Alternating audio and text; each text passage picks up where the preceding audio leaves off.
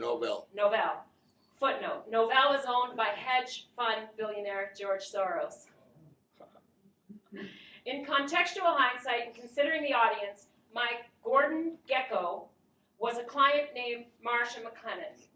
Marsh is the world's largest insurance brokerage. You might also recall that Marsh was located right below Cantor Fitzgerald in the North Tower, and approximately 295 Marsh employees were murdered that morning, along with the other innocent victims and employees who either knew too much or too little about their chosen work environment.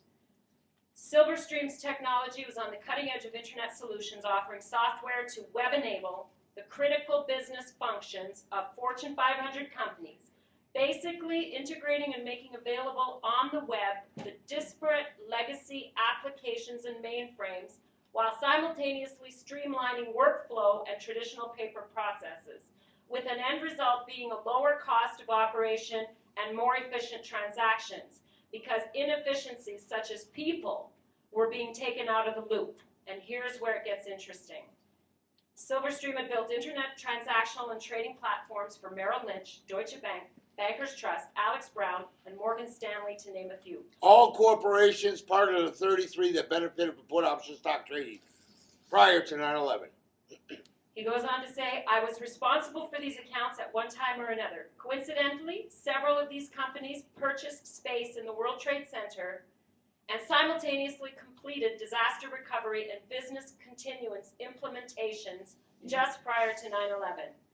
And hopefully you've already somewhat familiar with the roles that these financial institutions played on 9/11. And if you include Marsh & McLennan and another client of mine in 2001, AIG, on the list, you pretty much have the major players involved in the financial aspect of the 9/11 fraudulent trading activity. You might also have noticed the hidden information regarding Marsh on the bottom half of the screen, approximately 6.5 minutes into loose change. Good. Thank you very much. You're welcome. Thank you.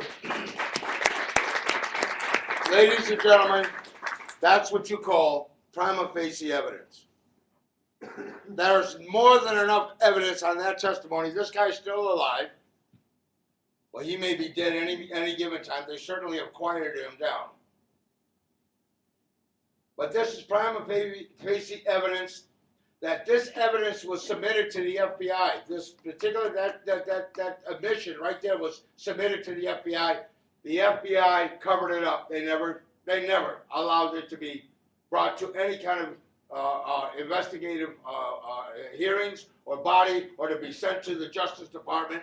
And right now, I'm saying, given these two pieces of testimony and everything else that I have said from the experts in the field of the research about what happened at 9/11, I am putting out a call to Obama and President Obama and Eric Holder. I'm telling you right now, quit telling the people of the world these lies about why we're into Afghanistan and Pakistan. Quit droning people to death. Quit murdering people to death. Just admit it. You want the pipelines, you want the oil, you want the gas, and you work for the same people that orchestrated 9/11.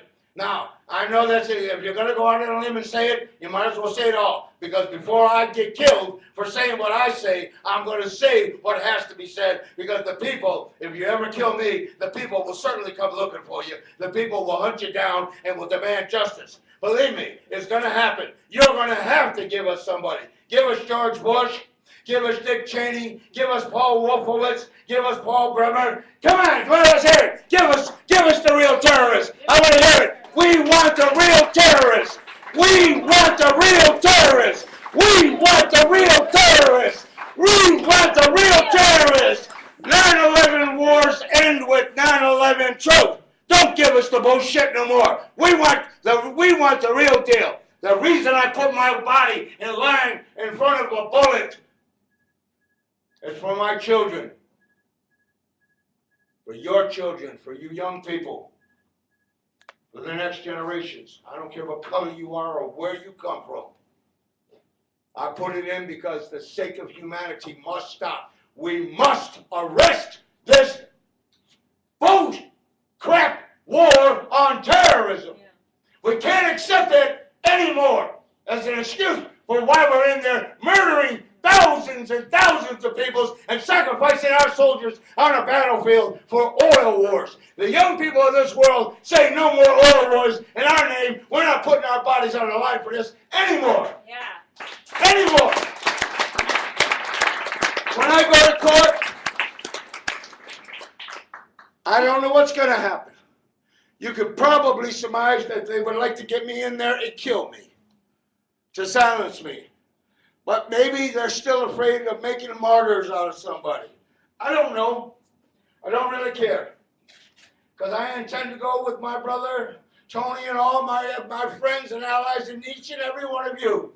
I intend to continue to move towards those March 8th to the 12th dates, to go to court and put Canada on trial for not arresting war criminals according to Canadian law. Where's our sovereignty?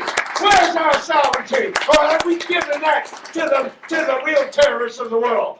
Today, we together declare war on terror, the real terrorists. Today, we must arrest the war criminals of the world. Today, we have got to do something to pave a path of peace for our children. It really is that humbling. Because after I could almost got killed that day, and most of you have seen me getting arrested on the internet, haven't you? Yeah. I mean, if you want to see it, we'll play it. I'm not even going to play no tactics tonight. But I'll tell you what, and I've said it a number of times, the one thing that affects you, if you want to start playing it, you can play it. I'm going to wrap it up right here by saying, when I was in jail, Ramsey Clark called right in the middle of getting a beating. He stopped them from beating me up. But when I finally got a phone call, I didn't realize, how many people actually saw what I did. I didn't realize that they had gone that far and wide. But when I realized that it had been on national news, and my little boy Chase said, when I answered the phone, he said, "Dad, where are you?" I said, "Oh man, I'm calling from jail, son." He said, "Man," "I've seen you on TV." He said, "Did you really try to arrest Bush?" It's a 12-year-old boy. He's a 12-year-old boy. He said, "Man, my friends and I think you're the coolest thing going." Do you know what? You know what? No, nothing in the world could ever touch that. Because if I go to jail or if I die because of my beliefs and what I'm saying to you, if I go to jail for that, that's okay. Or if I get killed, hey, we all die one day anyways, don't we? Yeah. Might as well live it standing up instead of living on our knees. But for 1 minute, for one period in that little boy's life, in a world so totally gone, so haywire, so full of war, so full of fear, for one moment in his life, in his friend's life, those little guys, man, were empowered with the truth. They were empowered by an action to try to stop the crimes of the century. It's up to us to do it, people. We have to remember, we are the government. We elected these people, and we have got to also exercise the people's referendum, because after all, the concept of the people's referendum, the 2/3 majority vote to the General Assembly, the parliamentary and congressional proceedings of North America, the women's equality movement, all these came from my nation, the great law, the Guyana-Goa. The Constitution of the United States and the Bill of Rights was adopted from us. I am one who upholds the rule of law. I'm not a lawbreaker. I'm a lawmaker. And I will intend to uphold that rule of law. I intend to do it